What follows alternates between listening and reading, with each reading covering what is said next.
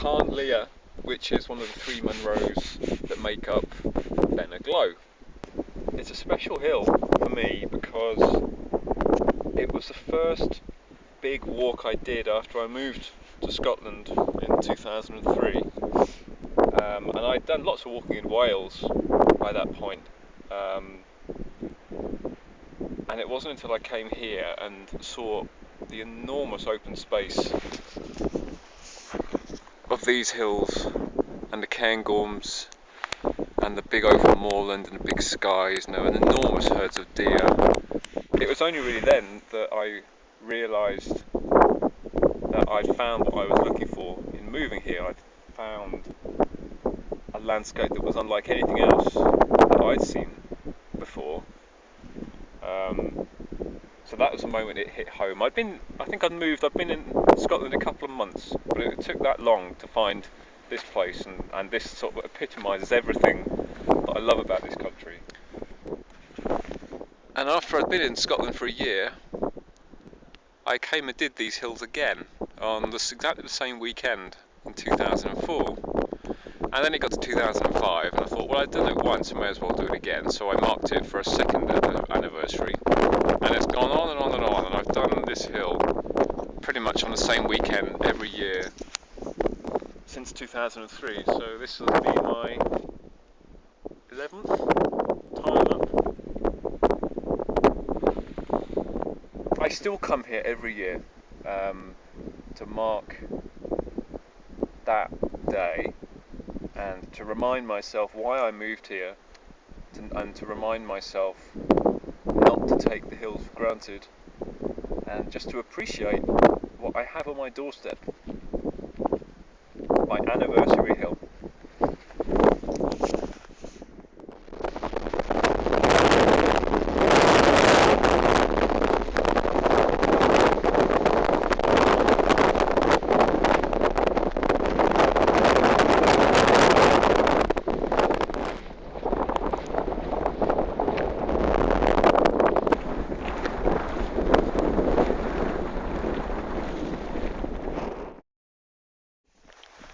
I'm in a gap, I'm in a pass in between the two hills, which is always the quietest part of the whole walk, and is one of only two places I have ever heard nothing whatsoever.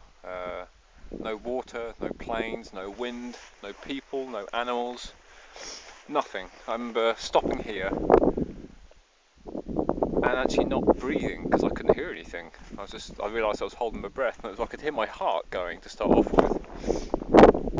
But it was only when I exhaled that I realised that my ears weren't knackered, and actually it was just very, very quiet. I don't know how many of us can ever say we've heard that. Absolute silence and hearing nothing at all. It's because it's in this sort of enclosed bowl. There's wind today, but I promise you it's a very quiet spot normally. It's quite amazing really to think that just even if you go walking in very remote places in Scotland or anywhere else, there's always something to be heard, some sound of nature. It's extremely, extremely rare to hear nothing, even when you're not near any roads or towns or people or anything else. Very, very rare indeed, very, very special. Anyway, I'm just enjoying this while I can, this sunshine and this relative calm. It's unbelievably cold in the wind today. I'm colder today than I've been on pretty much any walk this winter, and it's been a cold winter. Very, very strong wind, which is insane because it's almost May and the sun's so warm, but I'm still freezing cold. My nose has been going as well. I'm going to put the balaclava on. Ghlo is also the hill where I got frost in it once, and the side of my nose went a bit white and waxy.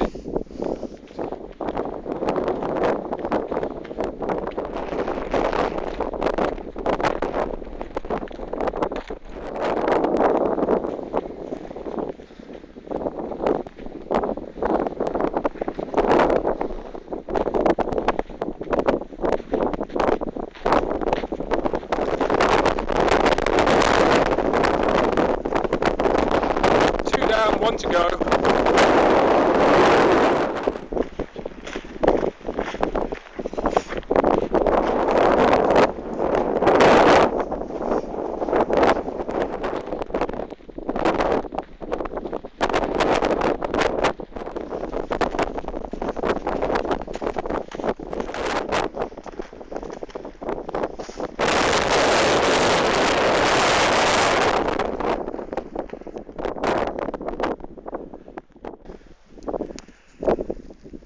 Summit 3. The top of Ghlo, in fact, the highest of the three tops. Oh, that's tea time. That's the first one. That's the second one. Then you came over here. I can't remember if this or this one are the actual top. It doesn't matter. And for the first maybe 8 or 9 years that I did this, it was like having a small weather experiment going where I could see what the snow cover was like each year. But then in the last couple of years I started doing the walk a bit later, so that consistency's gone. It's been interesting, and it's definitely has been snowier of late, although last year was quite a barren year in March time, and then the snow came in April. But it's been varied. The 11 times I've done it, it's been all kinds of weathers. There's no consistency at all. Sometimes it's very warm, sometimes it's very cold, sometimes it's a lot of snow, sometimes there isn't. But last year is probably the worst year in terms of snow, I think, out of all 11 I've done.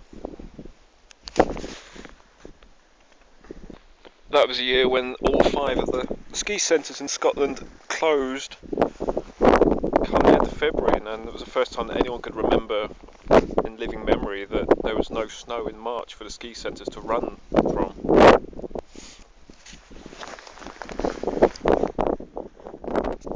Right, cold hands, finish my tea, then head down.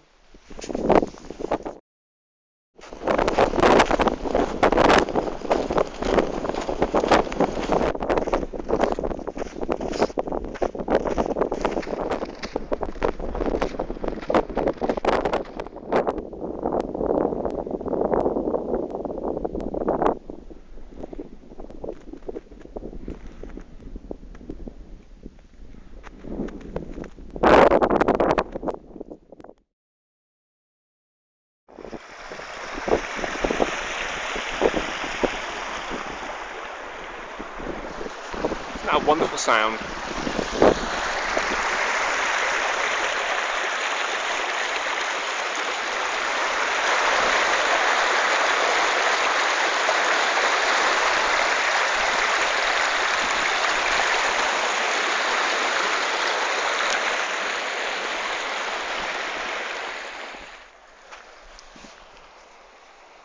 It's another world down here. I think that 80 minutes ago maybe I had every layer I had on, gloves, hat, and now it's actually warm. It feels like April again down here. It's lovely.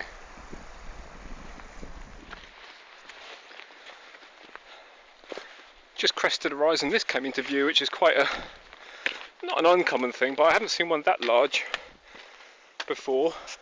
Obviously it's the remains of a tree,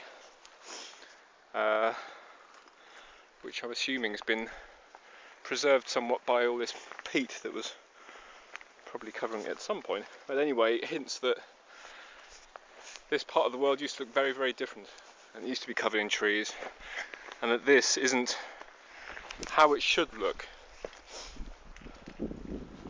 Over the centuries we've taken all the trees away through one means or another, and every now and then you do come across these, and it just reminds you of what Scotland should look like.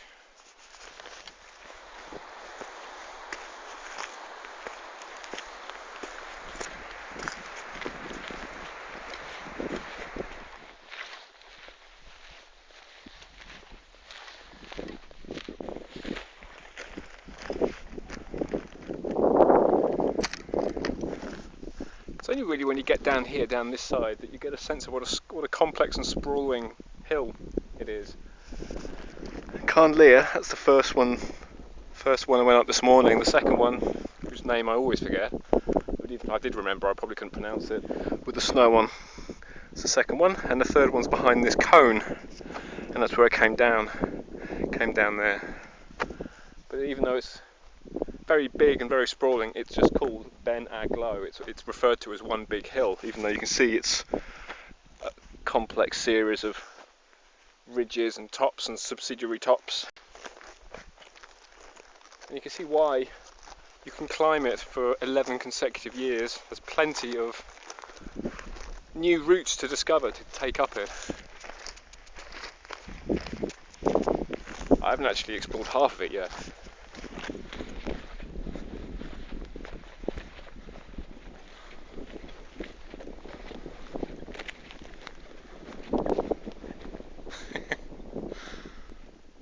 Hello.